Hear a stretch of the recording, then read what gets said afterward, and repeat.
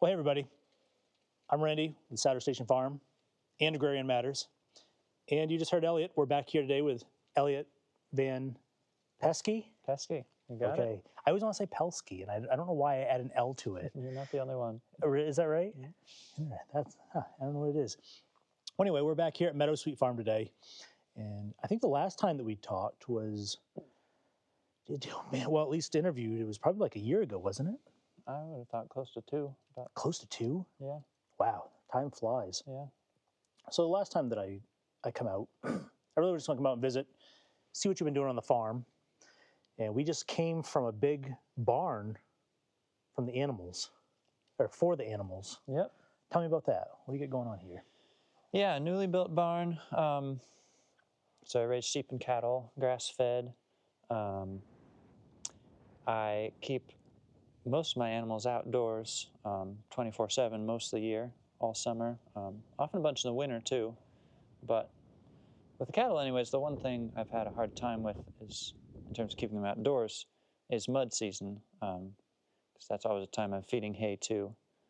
When they congregate around a hay bale or a bale feeder, I tend to get a real mud hole if it's muddy. Mm.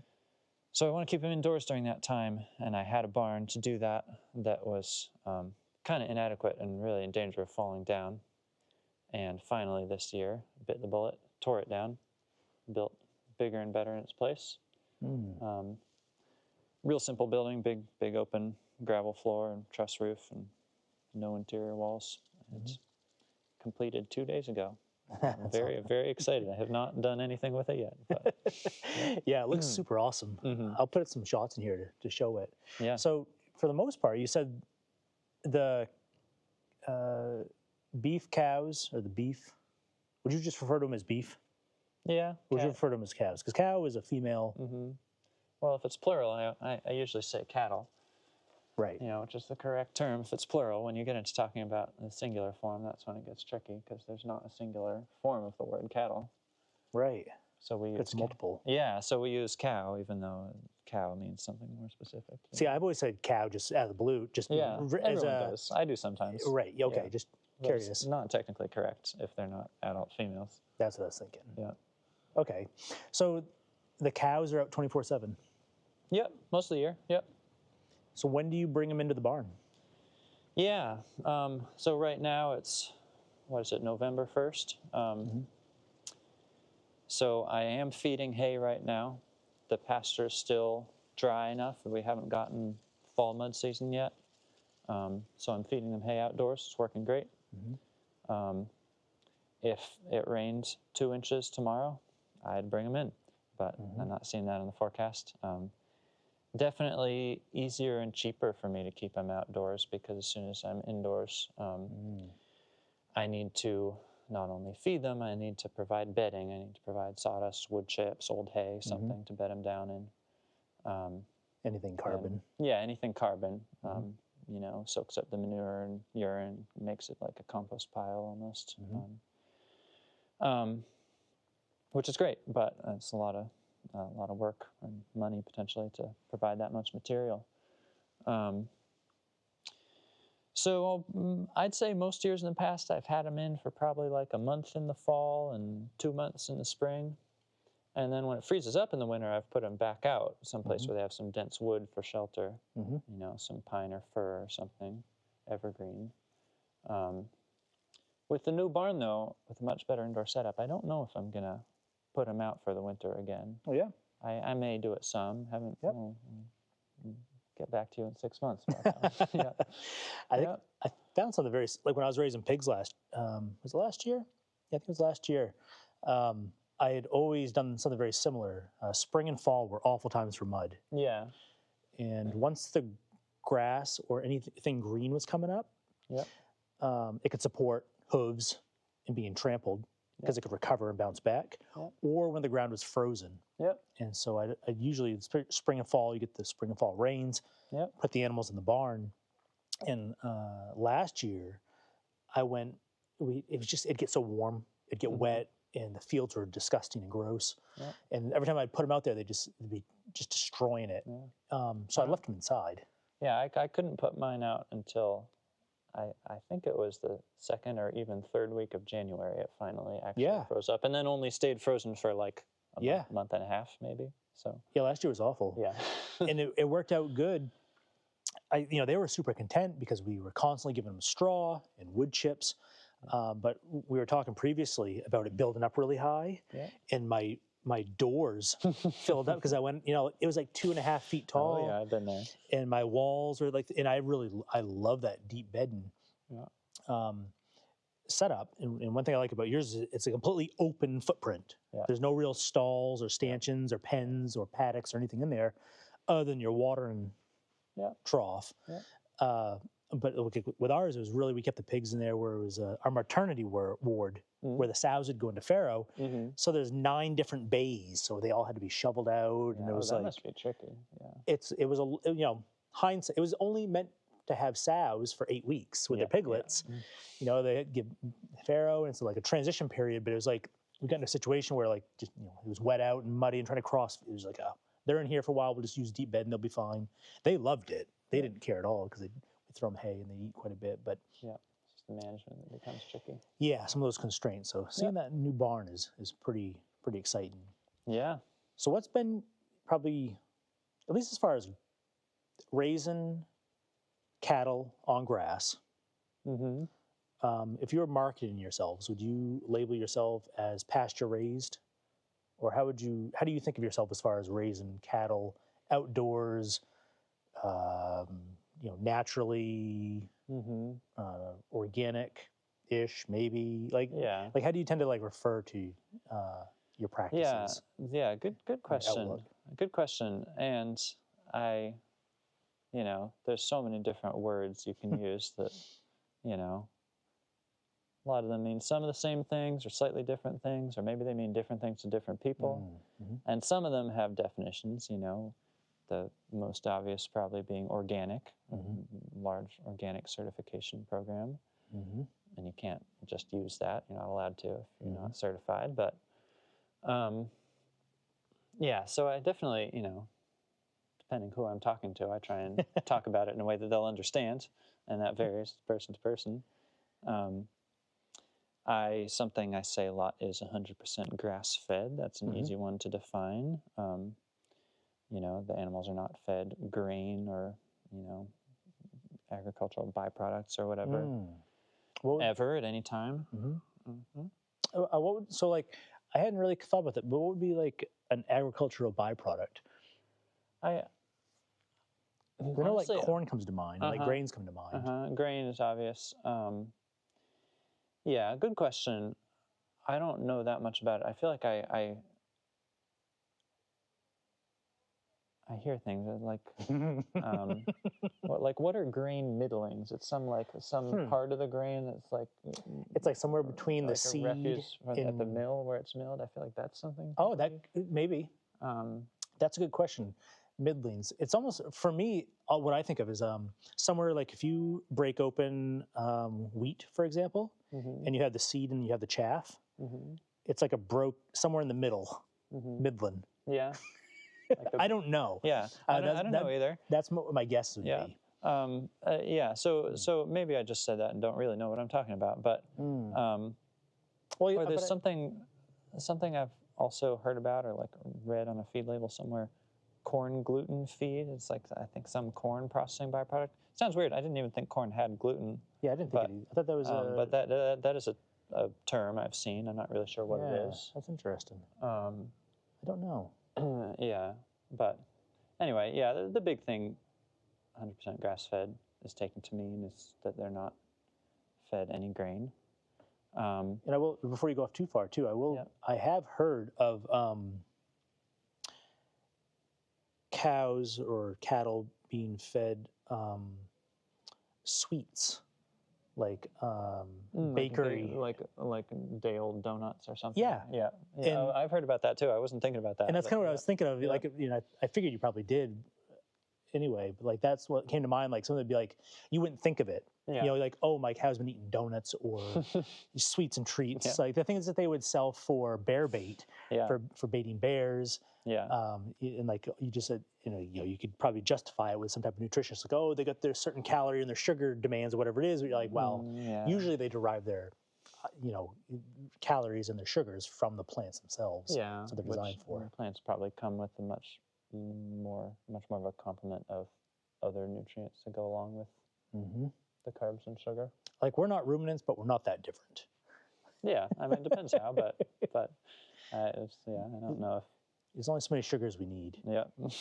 As far as sweets and stuff goes, so it just always seems like a weird one to have them mixed in. But not to derail you too much. Yeah, no, I was forgetting all about that, but I absolutely have talked to people and known people that get bakery waste. Yep. Feed it to cattle, as well as pigs and other animals. Yep. Yeah, I wouldn't tend to want to do that. It's one thing that like even with the pigs, because they're omnivorous like us, they can digest and consume it, I believe, far easier. But the problem is, like for a long time, I was getting bags of old milk from making ice cream. Oh. It was like that. Like it was almost like it wasn't quite fully whey, but it was like some of the process of making ice cream. It was like interesting. And the pigs loved it. They would go crazy. Yeah. But they became complete jerks.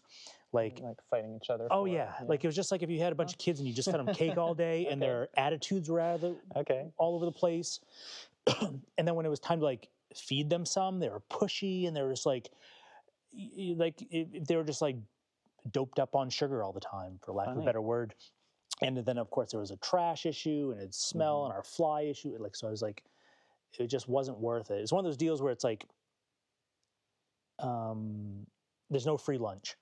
Yeah. And it was like, oh, we got this stuff for free. It's all these calories, but it had all these costs associated. It was like, so I stopped doing it. Integrity, is a big cost when you start to sacrifice it, in my mind anyways.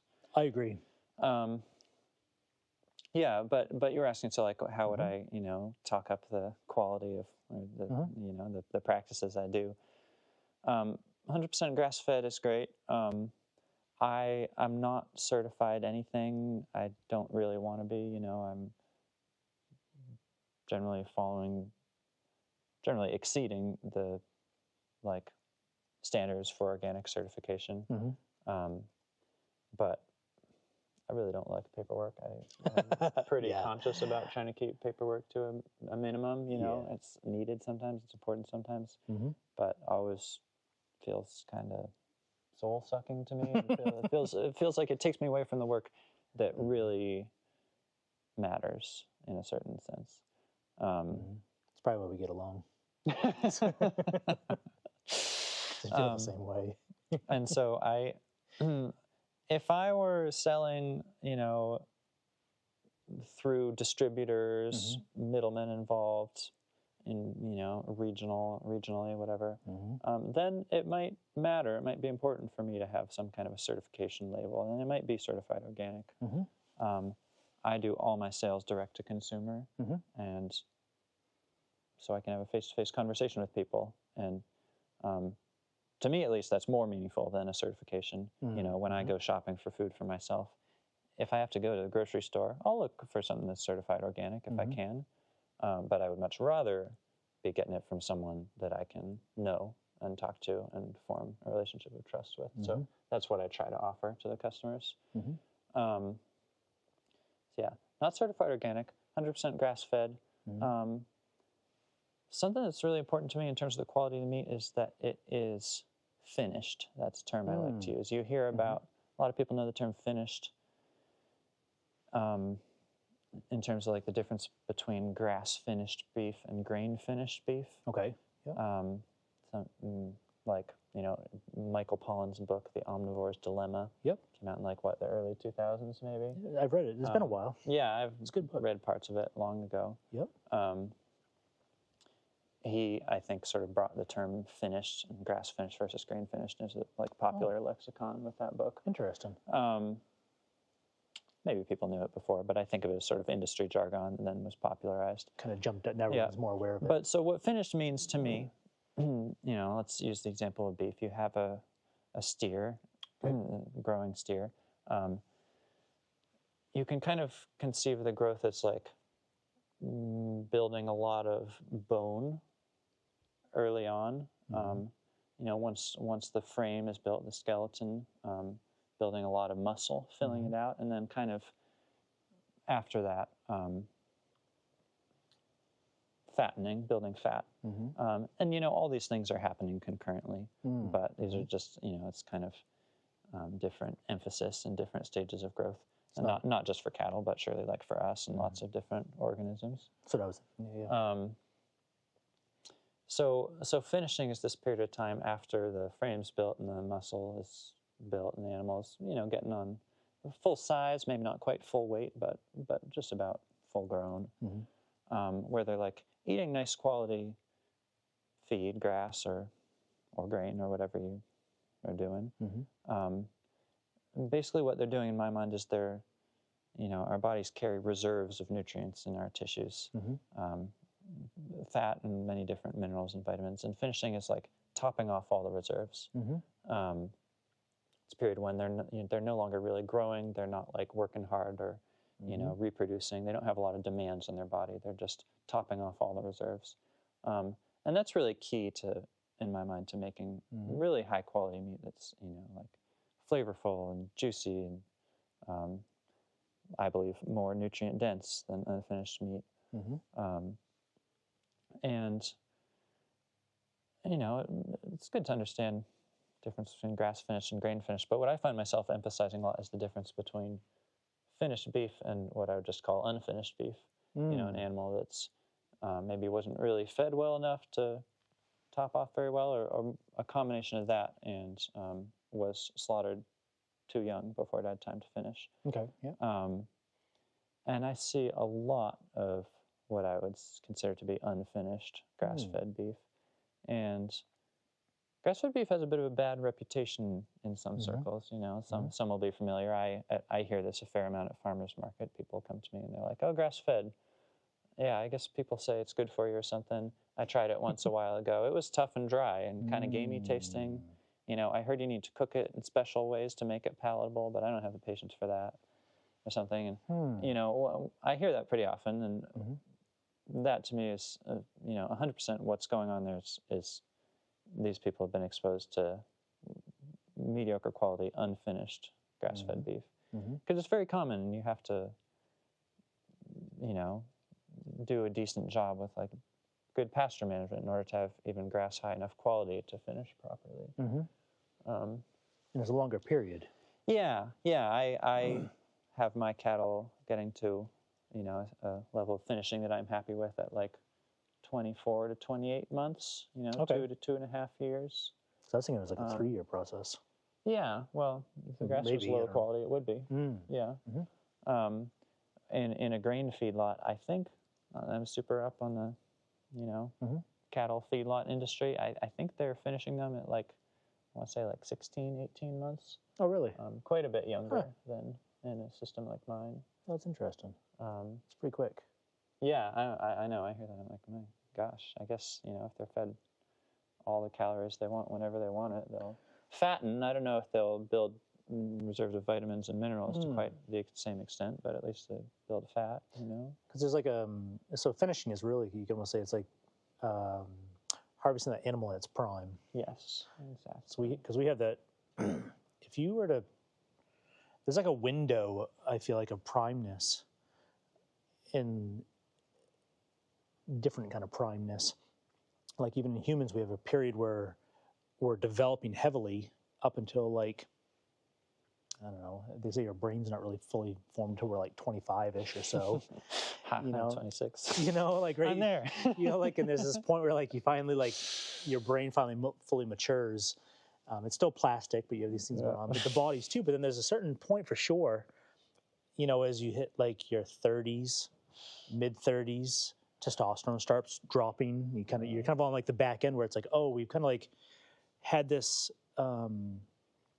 growth rise, and we kind of plateauish, and like some ways we still kind of develop and age, but then there's definitely a point where we're on the backside.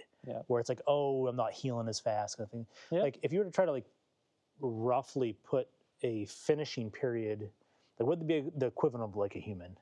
Be like that 25 to 30-ish period, 30 Like somewhere. is that, yeah. If we had to anthropomorphize cows to humans. That's a funny way of looking at it. You're welcome. I don't know. I feel like probably, you know, yeah. When my cattle are that 24 to 28 months, they're pretty much as, you know, reaching full weight. Like they might still grow a little bit, but then, you know, if later in life, let's say they're a female and they end up reproducing, they may actually shrink a little bit, you know, after a season of lactation, you know. Yep. Yeah, I bet it's younger than that, 25 to 30. I don't know if it's more like, you know, when do most of us reach our fairly full weight? Like maybe in your 20s, 20, maybe? early 20s? Yeah, probably. Maybe something like Many that. of us feel, I mean, I probably filled out since I was 20 a bit. Yeah. Yeah. Because that's a good question. Yeah, probably around that neighborhood, because we reach sexual maturity way earlier than but our bodies and our minds, at least in humans, are still developing. Yeah. But I feel like animals can reach sexual maturity sooner than they really like feel. Like you see this, speaking of leanness, like you see it in deer.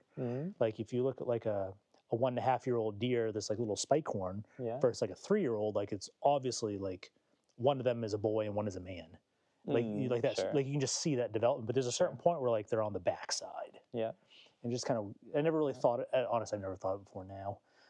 In terms of that finishing, it's like, oh, there's like a period of like prime peakness of the animal's life where they're fully developed, but they have not started going down the backside. Yeah. You know, and that may be a long window because you think of like, I think of some of like our breeding sows. Yeah. Like there's definitely a period where like you can crank out feeder pigs in 6 months, but there's something about, and then you know, obviously their growth rate slows down after that, like it's kind of 6-month period, 120 pounds, they start. But there's something like they're developing differently. It's like they develop a robustness and a resiliency. Yeah. And of course, like they start developing marbling in their meat, and like there's still like development going on, but it's not quite as that same rapid. But then obviously after a few years, like, oh, they're starting to get kind of old now. They're kind of on the backside. I'm just kind of thinking of that some. Yeah, and the whole thing with finishing, like, to a certain extent, an animal later in life can, like, you know, it can, like, you know, lose weight. Again, if we're talking about a reproducing female who's liable to have a seasonal cycle of, like, you know, losing weight, putting into the offspring, and then regaining it over the later summer and fall. I don't know, like, so I raise sheep too. I eat a lot of mutton. I probably eat more mutton than lamb. What's mutton? Mutton, to me, is meat from sheep over 1 year of age, and if they're under 1 year of age, I'd call it lamb. Is mutton, are they getting past prime at that point? No, they might be. You know, like in our example, if it's old mutton. Okay. But I eat a lot of mutton from sheep that are, I would say, pretty much still in their prime. But, you know, yeah, it's someone I'm culling from the flock, so that's someone that's gotten on my bad side for some reason. Most common reason is, like, I didn't think she was as good a mother as I would have liked to see. She, you know, wanted her more attentive to her lambs, and so I, you know, cull her and raise up another young female. And I was, like, selecting the flock for ones that work well with the system here. But I was talking about the mutton because I eat a lot. It's fantastic. I think it's, you know, in some ways better than lamb. I have some customers that really like it. Those that know it like it. Many don't know what it is, or like the word mutton turns people off. I guess it has a bad reputation in some circles, maybe.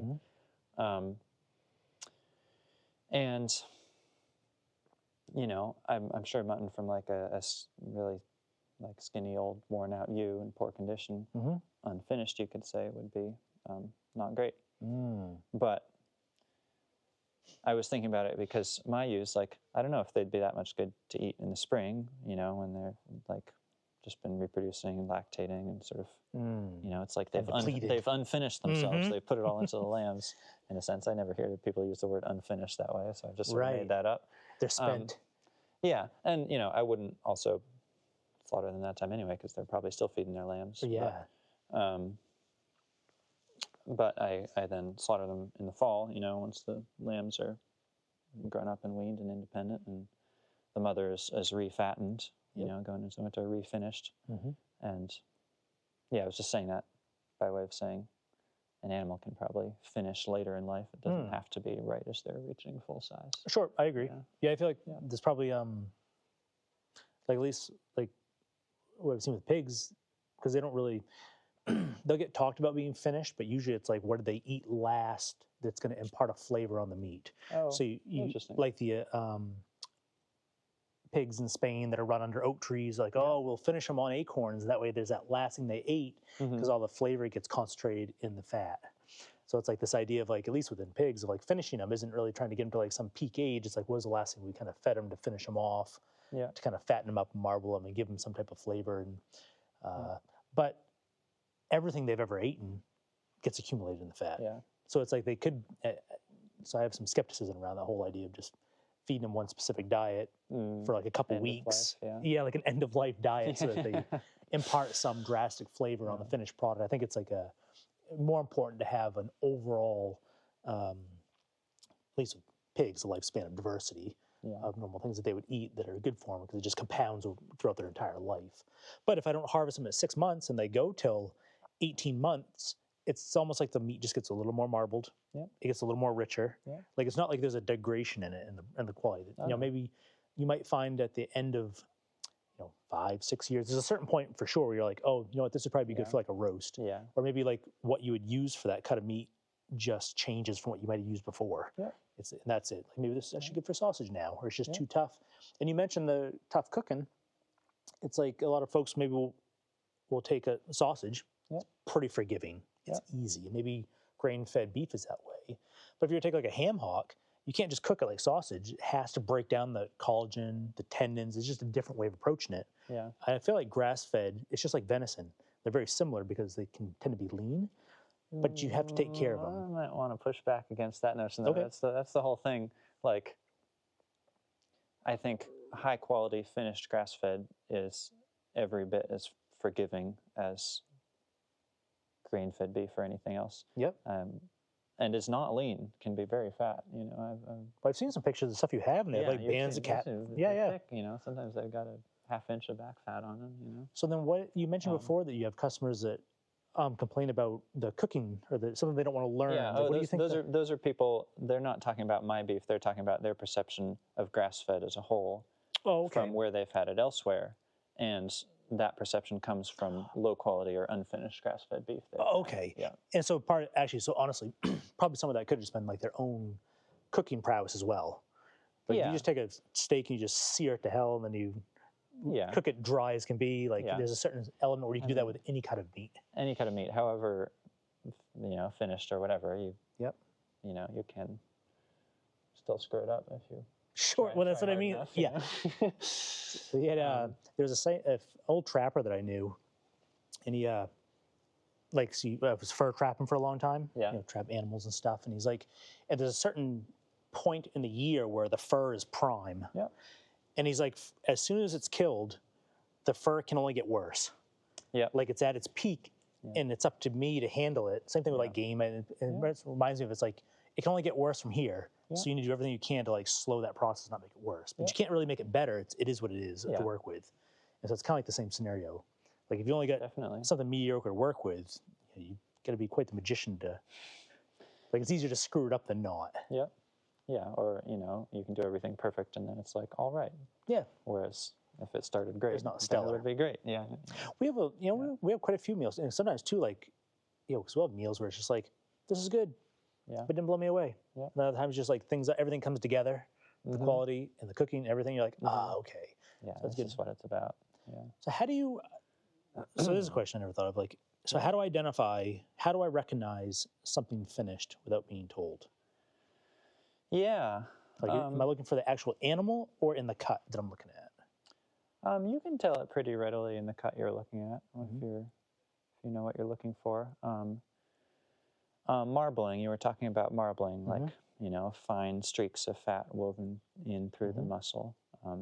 With beef especially, beef marbles more. Like, I guess, Mm-hmm. you know, lamb, mutton can marble, pork can marble a bit. Mm-hmm. None of those usually marble as much as good beef can. Right. But if you see like a good amount of marbling fat, that's with beef anyway, that's all but a sure indicator it's reasonably finished. Yep. And you do, you know, you see a lot of grass-fed with very little to no marbling fat in it. Yeah, probably the easiest thing is fat in general, you know, if there's marbling fat and also like a good cap of fat on the exterior of the cut, then it's, you know, fairly well finished. And yeah, all this is subjective, like, you know, how much marbling, like everything probably has like at least one tiny streak of marbling somewhere. Right. But, you know, you ideally want it to have a lot. It also varies with different cuts, you know, certain cuts marble more than others on the same animal. So, but yeah, that's most of what I'd look for. You know, looking for good grass-fed beef, find stuff with a lot of fat on it. You know, I eat the fat. I think it's great. I definitely like, I think it's good for me. I don't really like eating lean meat. Not everyone is into eating fat. What's up with that? I'd encourage people to consider it. But if you're not, even if you're not, like, you'd be better off finding meat that has good fat, even if you have to cut it off, because the muscle is going to be better quality too. Yeah. You know, what you like to do quite a bit is, well, if I have a big chunk, sometimes I do it on pork. Sometimes because, especially like if I've harvested sows, sometimes they have quite a fat cap to them. Yeah. And we have quite a bit, but especially on like beef too. Like if I have a big, sometimes I'll just trim that off, but then I use that in the pan ahead of time, just as my cooking oil. Yeah. I just render that down in the pan, then I have something to actually sear my steak in or cook my beef in. Yeah. And that way I'm not necessarily taking a bite of it. You know, the fat that's naturally woven in my steak, then it's delicious because it's proportional. Yeah. But like a big chunk, I just like, use that as my my oil right here to cook it in, and then it's just still gets incorporated. That's a real easy way to go. Boy, I'll eat a big chunk of good fat. I will say, once I get it seared a little bit, it's just been smoked. Yeah, absolutely. 100%. Man, I'm starting to get hungry. But yeah, so definitely look for fat. With beef also, the color of it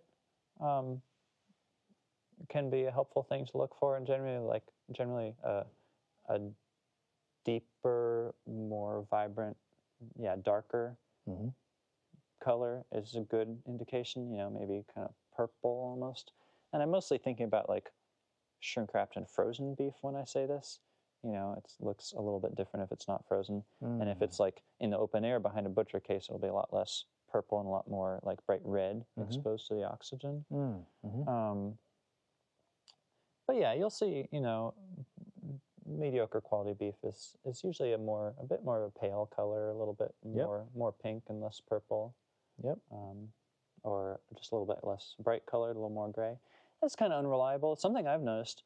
I don't really understand how this happens, but if meat loses its color when it sits around in the freezer, even if it sits around for not that long, like, you know, meat that's been in my freezer for 6 months is definitely not as well colored as it was the day it froze. Interesting. I don't know why or how. You know, in most ways, I think freezers preserve stuff really well as long as it it halts sealed so it doesn't get freezer burn. But it definitely loses color. I don't notice it losing flavor or eating quality in that same period of time. Yeah, but you know, I can see it. Sometimes I'll see, like, I don't know. I think the next time, because I feel like I've noticed that subjectively too, kinda. Yeah. I think the next time I get stuff back from the butcher or I'm processing, I'm gonna mark one out and take a picture and collect my own data, because I felt that way also sometimes, but you know, I don't know. I can't put my finger on it for sure. At the moment. I don't know if pork does as much as beef and lamb do, but you know, for years I kind of thought I noticed it, and then I had a few times when I like still had some, you know, of last year's beef left over when I got the new batch in. And I remembered when last year's came home, I was like, man, this has such nice color. And then I look at those same cuts against the new stuff, and it's, you know, maybe the new stuff was just that much richer. Yeah, I don't think so. Not Fair that enough. much. Maybe it was not that much. Yeah, I don't know what would cut, because my first thought was maybe something migrating, but I don't. It seems like weird that, like, unless gravity is exerting some type of force, like if one side is. I don't know what to say, but I'm pretty darn sure it's true. Because things you expect them to be. I just hadn't really thought of it. Like, things should be in suspension and like. life should be suspended to a certain point, but maybe it's, I don't know. That's interesting. You know, like, yeah, exposure to light degrades colors, but Right. it's usually pretty dark in a freezer, you know. It's all that light bulb popping on and off over the course of a year. Maybe that's what does it. I don't know. So how many cattle are you running now? Yeah. Right now, gosh, I've done some slaughtering recently, so I gotta rethink those numbers. I think it's like 35 head or so right now. It's in the mid 30s, 36 maybe. Yeah, so I keep a breeding herd. I have like about 10 cows right now. Are they separate from, how does that, do you have like, because I've seen some across the road, and I've seen a couple over there across the road, and yeah, I like to keep them in one group as much as I can. The only reason I separate them is when I have a bull somewhere on the farm and I have some females I don't want bred at the moment. Do you have a bull here? Right now I have a bull. He's with the main herd. I have 5 females in a separate spot. It's 2 cows and 3 heifers. A heifer, for anyone who doesn't know, is a female that has not yet ever had a calf, and the day she has her first calf, she becomes a cow. So virgin. Yep. Oh, she could be pregnant. You can have a bred heifer. She becomes a cow the day she calves. She calves. Okay, gotcha. Gotcha. So I have this separate group of. I know, funny definitions. I have this group of 2 cows and 3 heifers that I'm planning to butcher next year, and I have them separate so they don't get bred, so they can finish. And so they'll finish on like the really nice grass next May, June, July, and then I'll probably butcher them in the summer. Whereas if they were bred, they would calve in June, and then they need to raise their calf for a while. And then even by fall, even if it's getting time, you could think about weaning the calf. The cow's wouldn't be up to the standards of beef that I'm looking for, because she's been putting all her life force into that calf through the milk. It's a really long process. Oh yeah. Especially having them born on the farm and finished on the farm. And then the 2 herds, and in the future potentially even having to break them out differently in the rotations in the space. You're really going to be looking at it several years down the line. Yeah, I mean, this big steer I butchered the other day was about 28 months old, almost 2.5 years. And the cow's gestation period is like 9.5 months.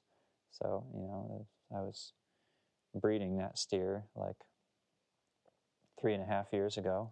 What was that, back in 2021? Wow.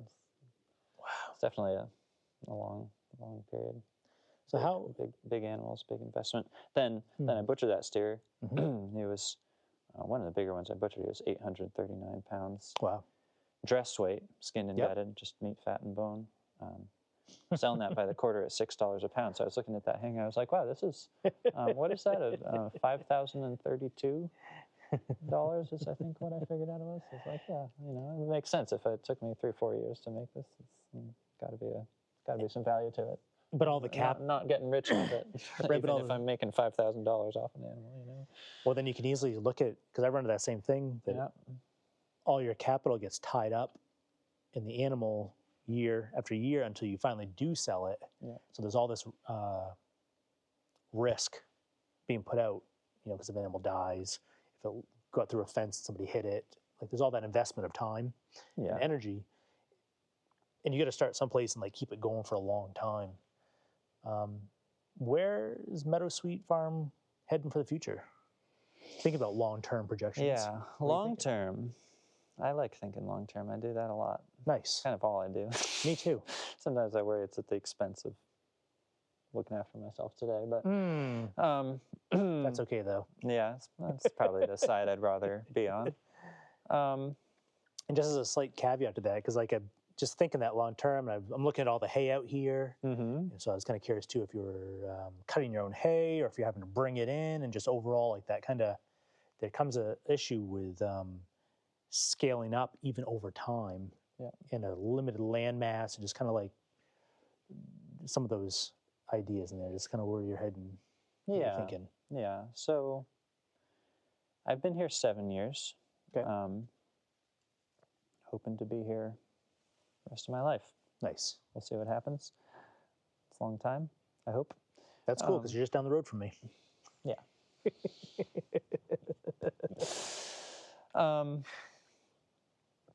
And I have a lot of visions for this farm. You know, talking about the animals, the amount of the land base I have to work with is a real limiting factor. I have about, I don't know, like about 50 acres of my own pasture land, and I also use like 6-7 acres of the neighbor's pasture land.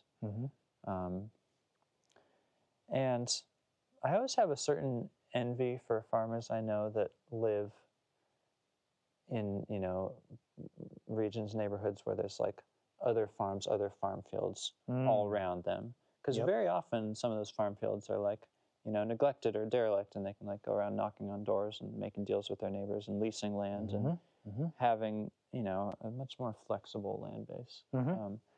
I really don't have much in the way of other farmland in the neighborhood. And so if I get talking about leasing land, I'm going to be like, you know, talking half a mile or more, you know, it could be much more away, you know, more than I'm going to like walk a herd down the road. Right.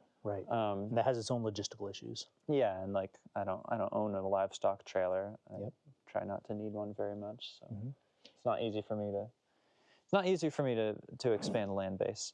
And risk as well, because the animals are no longer, they're not under your surveillance.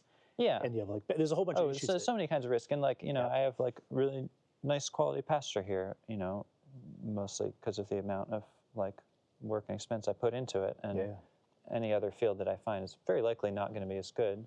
I may not be able to finish that animal in 24 to 28 months on someone else's field. It might take 3 years, and that would throw a big wrench in my systems. And you know, it's a big can of worms to open that I have not yet opened. Are your fields where you want them now? You've been here 7 years. Of quality, fertility, production, that kind of stuff. Yeah, pretty much. Yeah, because that's right. The grass farmer is the basis. Like to have the food source is the grass. Yeah. So like it's a long term. It takes time, like seasons, to do things. So like just kind of curious, like, yeah, where are you at with your, like, are they kind of where you want them to be? You can always improve them. Yeah. You know, like overall, but like where are you at with your, like, could you increase your stocking density by increasing your grass now? Yeah. Yes, and I've been doing that every year, and I will continue to do that, I hope, anyway. I plan to. I think I can. The fields I have here, I would say they're better than most you see. Yep. They're quite a bit more productive than they were when I moved here. And that's even in the context of, like, the previous farmers here, they were here about 25 years, I think. Okay. They did a decent job of managing the fields. I think when I got here, the fields were in a good bit better shape than when they got here. I think when they got here, and like back towards 1990, like they told me some of the fields had, you know, were in extremely poor shape. They were like growing moss and lichen, you know, just like on really devoid of nutrients. You know, couldn't hold water, and. Did they have animals here previously? Yeah, they did like rotational grazing. Oh, they did? Okay, yep. Put a lot into it. Yep. I put a lot into it too. Yeah, this is really subjective and difficult to measure accurately, but you know, I bet the farm fields here on average are at least 50% more productive than they were 7 years ago when I moved here. That's really hard to know. They might be a lot more than that. They might not quite be that. Right. But you'd have, because some of it too is just intuitive. Yeah. Just through experience of seeing it and walking them every day and being, so they're kind of. And something I've done a fair bit over the years is taking pictures, and so I can, you know, go look back on the pictures of the fields I was taking 5 years ago and be like, yeah, that looks a lot better today than it did then. You know, in terms of the darkness of green, and height and thickness of grass and the species of grass and clover that are present. Yep. But your question, are they where I want them to be? They're working all right the way where they're at now. Yep. And I have no doubt that they could improve quite a lot more. They could always, like, I run into the same problem. With like the pigs, you get them on an area, and then the landscape, the influence of the animals changes the landscape. Yeah. And then there's always parts where you're like, oh, it's different now, and it's like changing. Be like, different species come up, and maybe they're good ones, maybe they're bad ones. Yeah. And it's like there's always this constant like movement towards the kind of direction that we want to head in. Yeah. So, I hope they continue improving for the rest of my life. And if they do, they'll probably be a lot better than they are today. But they're, by most people's standards, excellent where they're at now. They look good. Yeah. A couple things, because I've seen that a bunch. Yeah. With the loss of fields and lands not being used. Yep. And I won't go down this rabbit hole now, but obviously, like, you see a lot of solar farms popping up, and they're fenced off, and you see that loss of access to arable, growable land for livestock and wildlife, and a bunch of issues that come with that. Yep. You see fields being put up where development happens because people need homes. Yep. And you just see this kind of loss over time on a long scale. Yep. So one thing that I've become super interested in is agrarianism, and just basic small scale, a rural land ethic, family farming kind of stuff. What are your thoughts on agrarianism, small farming, now or into the future? Wow, where do you start on that one? That's why I should have started with that one in the beginning. Maybe so. What? Even just, and it doesn't have to be super in depth. I'm just curious, like, or maybe like, what do you think of when you hear the word agrarianism? Like, how would you define that, or what do you just think? What are your thoughts on it? Yeah, what comes to mind? It's. I feel like it's one of those words I occasionally use. Maybe would like to use more. Maybe don't use quite as much as I would, because I'm like, not quite as sure about what it means. But so it was interesting to hear you just define it a little bit. It's take a stab at defining it.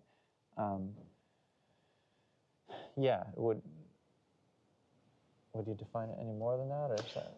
So there's like official definitions. I think agrarianism kind of falls into this. There was a time period, especially during medieval Europe, where people were really tenants of the land and paying their taxes through farming for estate holders, and this whole kind of like feudalism. Exactly. And so there's this whole kind of time period that's kind of tied with, but really, for me, this idea of when we went from hunter-gatherers and we began domesticating animals and plants, and we began cultivating land, we became agrarians. Yeah. And in my view, are you familiar with Aldo Leopold? A little bit, but not really that much. I haven't read his work much. So he kind of had this idea at a certain point, basically, that as a hunter, he was a hunter himself and a naturalist and a conservationist.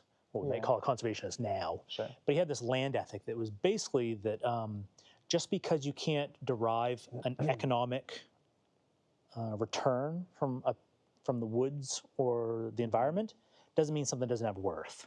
Like, everything has worth, and it's all part of a complex system. But just because like they just did a timber harvest, they had to put a road in, but that doesn't mean like they should just bulldoze all the fields just to get to the wood, because they can make money off the wood. Yeah. It's like there's a whole part and parcel. Yeah. And so for me, in a lot of ways, agrarianism is just like a rural land ethic. Yeah. I feel like at a small family farm scale, people tend to be much more in tune, much like a lot of hunters and conservationists, with the natural rhythms of the world. And like in a small plot, like, you can't afford to just waste what you have, because it's very apparent. As things scale up, like industrial agriculture, waste is like common. It's efficiency above all costs. It's like that's all that matters. Is you can have 10,000 acres of just corn because that's most efficient It's like in certain ways. right, on just that scale of, that whatever it is, that metric. Very specific kinds of efficiency. Yep, and it's very, but so I think that there's more value in that small land holding. Yeah. And there's much more conservation behind it. Yeah. And an ethic that comes kind of like derives from hard work. Yeah.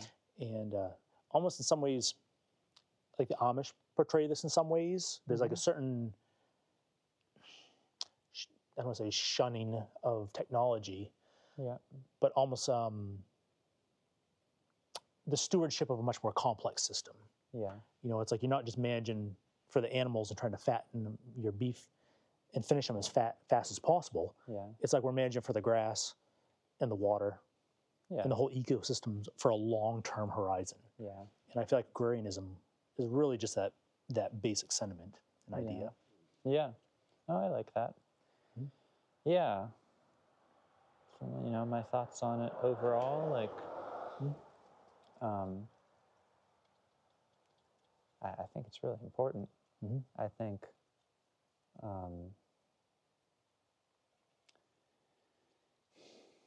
I don't know.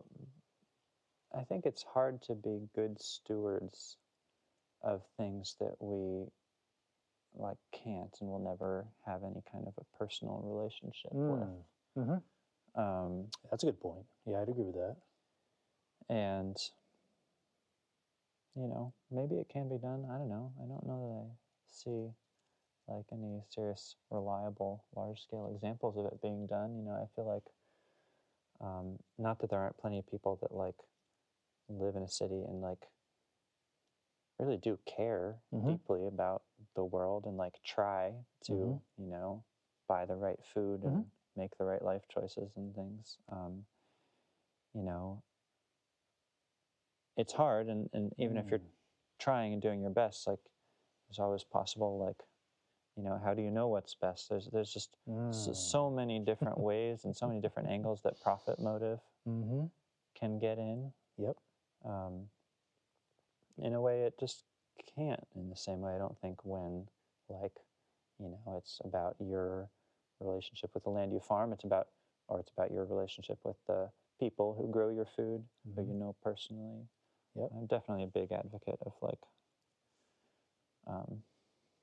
knowing your farmer. Educating oneself enough about food and farming in general to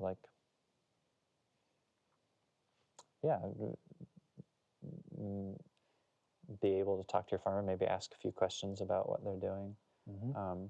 I think, food is, I probably spend a lot more time thinking about food than most people do because it's really important to me, and I think I wish it were to more people. And it is increasingly, and it is to a lot of people. But, I say, it's important to educate yourself about these things. We're all busy. Learning about stuff takes time and effort. It can be hard to make time and effort for things. I do think this is a really important one, and it's worth thinking hard about, what else you might be prioritizing over this, and whether priorities could be adjusted. Yeah. Definitely agree with that. Yeah. Yeah, because one thing that I've seen quite a bit with that time is that there's so many things to focus on. Yeah. But at the end of the day, if you're not eating, you die. And there was this, there are things in this day and age that are objectively better. Like we're living longer, and we have medicines, and we have some awesome running water, and there's these things that are great to have. Yeah. But it's always been, I joke around sometimes, ever since we learned to harness fire, it's been right downhill. Interesting. It's just been a constant, there's something in the human nature that we're just constantly looking for the next technology for convenience. Yeah. It's one steady march, and what's happened is it's accelerated. Yeah. And so now we're in this, we're just searching for the next thing. I mean, we haven't even got into GMOs, genetically modifying. We could probably, I don't know if we can grow babies in test tubes yet. We're getting to the point where we're going beyond can we to should we in so many situations. Yeah. And so I would not, I know I'm a little bit all over the map here, but like I would not look at industrial agriculture and call them agrarians. No. You know, like they wouldn't. It's like a separate. They're part of agriculture, but I feel like agrarianism is much more rooted in a small scale stewardship, that rural land ethic. Yeah. It's like there's all the components, the complexity taken into account, and it's part of people's lives.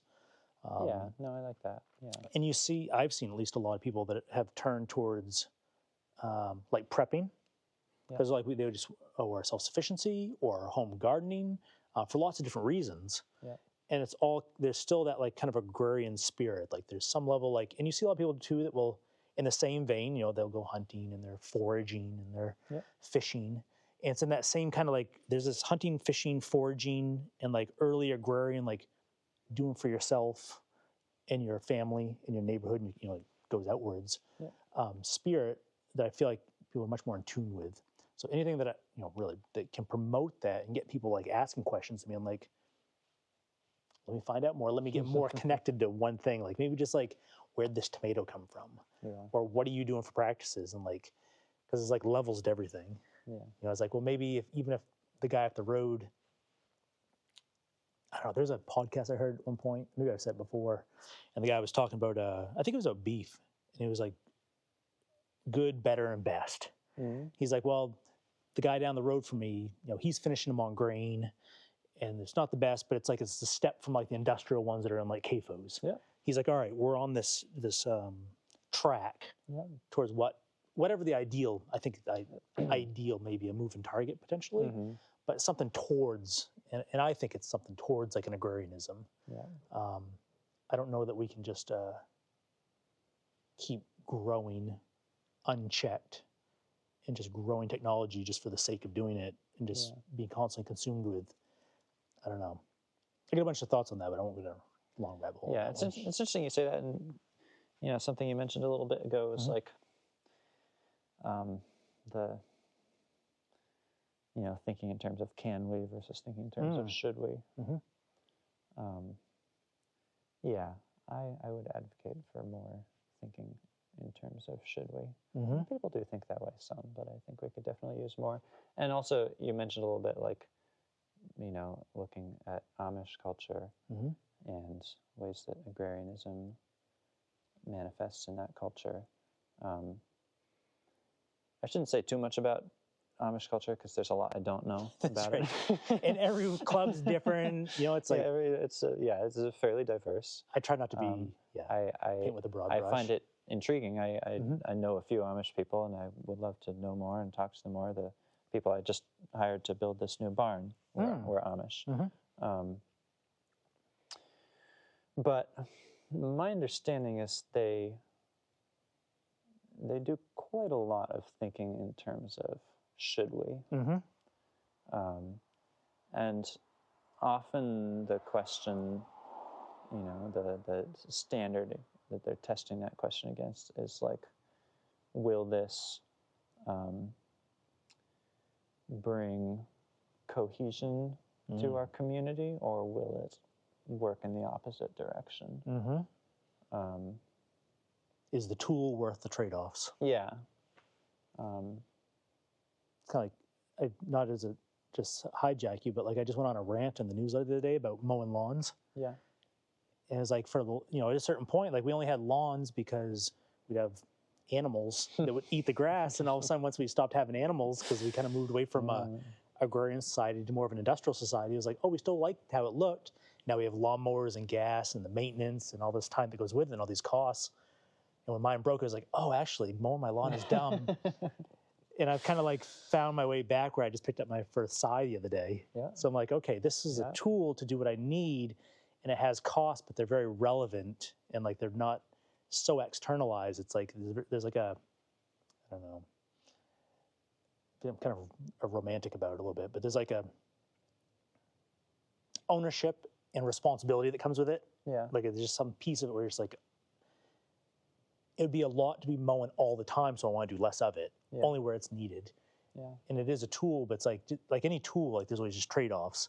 You're like, what am I what am I paying for externally for this convenience? Yeah. Like there's going to be costs on the back end. Yeah. And what am I willing to sacrifice and trade off, and what am I not? Yeah. I mean, to that one specifically, like, I don't think there's really anything that a weed whacker does better than a scythe. Probably costs more money. Definitely is less fun to use. Mm-hmm. Maybe does a few things slightly faster. Maybe not if you're good with the scythe. Yeah. I don't own a weed whacker or a lawnmower, and I do use a scythe, and I hope I never do own a weed whacker or a lawnmower. Yeah. Well, I mean, like, yeah. And I still have the bush hog. Yeah. You know, and like it's just like those. It's just I think that how I've always felt like with the Amish, for example, like that should question. It's just like, okay, all these things are just tools. Yeah. You know, ever since we had fire, it's just a tool. You're like, how are we gonna use this, and what is going to be the benefit on the back end? Yeah. But I feel like there's a meme a while ago. This is something effective like, remember when everyone thought the cause of our problems was ignorance, and then we get the internet? Interesting. I missed that one. Yeah. There's something along the lines of that. I can't remember what it was, but it's like that idea, like, oh, nobody has access to information. That's why we have all these problems. Yeah. And now we have all this access, and we still have all. And if anything, our problems are even just worse. You know, like some of them, anyways. Maybe it's just stepping back. Yeah. More often. And I don't know. It's a bit of a ramble there. We're probably way off topic. We should probably wrap it up. Because if not, I'll keep going down a rabbit hole, and I still got to get over to the other farm, and I want to get some shot stuff out here. So, man, I super appreciate everything. Nice.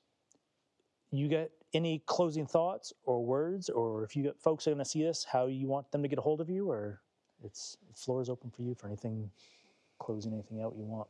Yeah. I love talking about farming, you can probably tell. My favorite way of communicating is usually, if not in person, over a telephone. My phone number is 207-338-4840. Give me a call. Or text. Call's better, though. Cool.